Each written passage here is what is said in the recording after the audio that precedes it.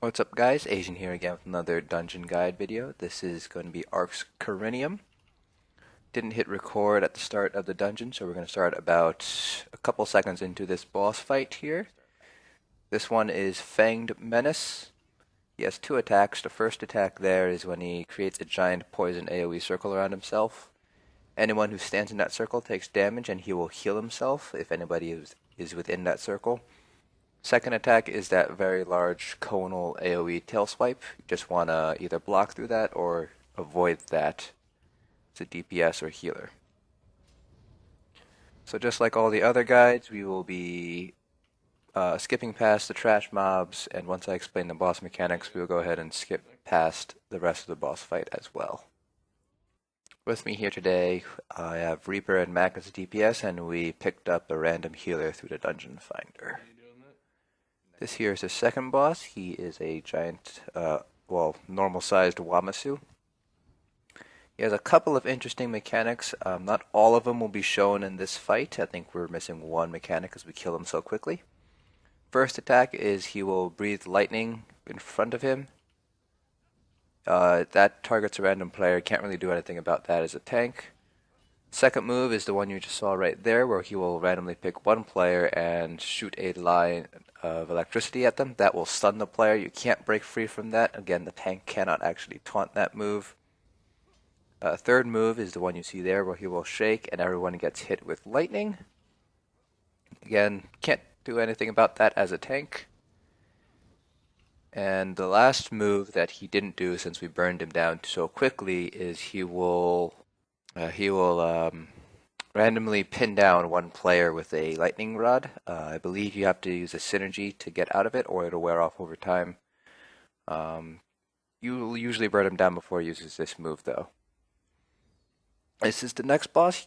You do not want to target the snake. Do not target the snake. You need to burn down the Lamia, because the snake is going to be the only way you'll be able to survive any of her special mechanic. So she's going to randomly move to a part of the room. The snake's also going to move to a different part of the room.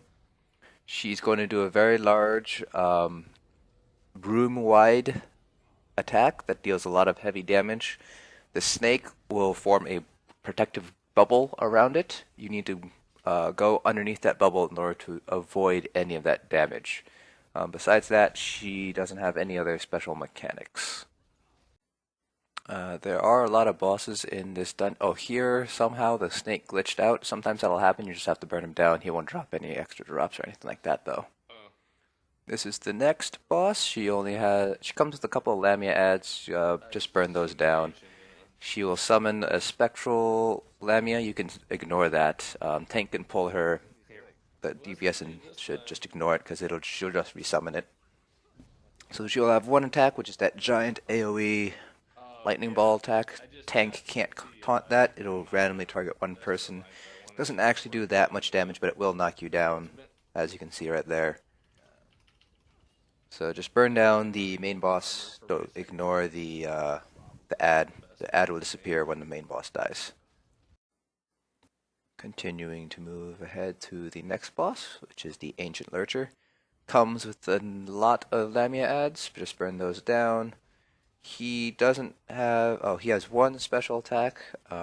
He will randomly target one player and kind of hit them with a purple poison beam right there.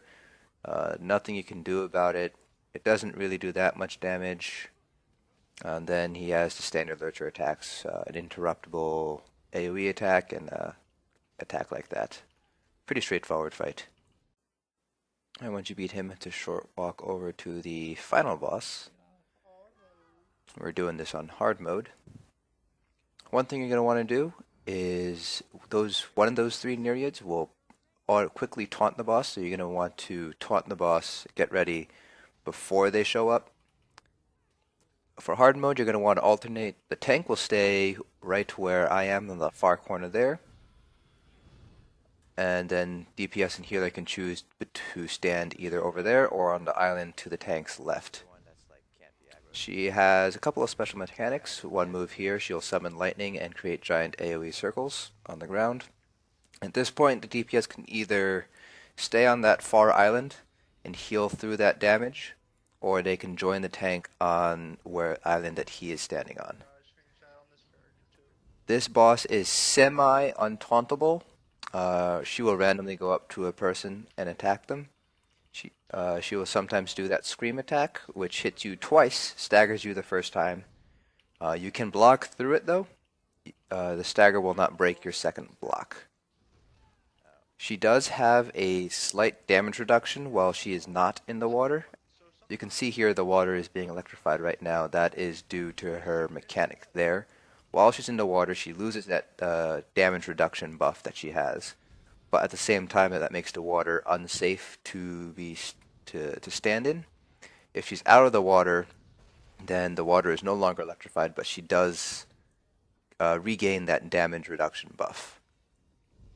So the idea here is to stay spread out, so that way if she does do her scream attack, it doesn't hit everybody all at once like that. There's only one safe spot from the red circle attack, and that's where I was standing. The tank can try to taunt. She will occasionally respond to it, but for all intents and purposes, this boss is essentially untauntable. Overall, she's not too difficult. If you're particularly squishy, you will want to roll out of that scream attack, but she's not a very difficult boss, even on hard mode.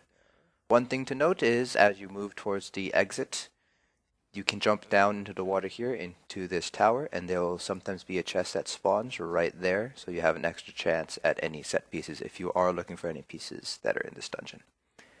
That's it for this video. Thanks for watching. Hope this helps, and we'll see you guys in the next dungeon.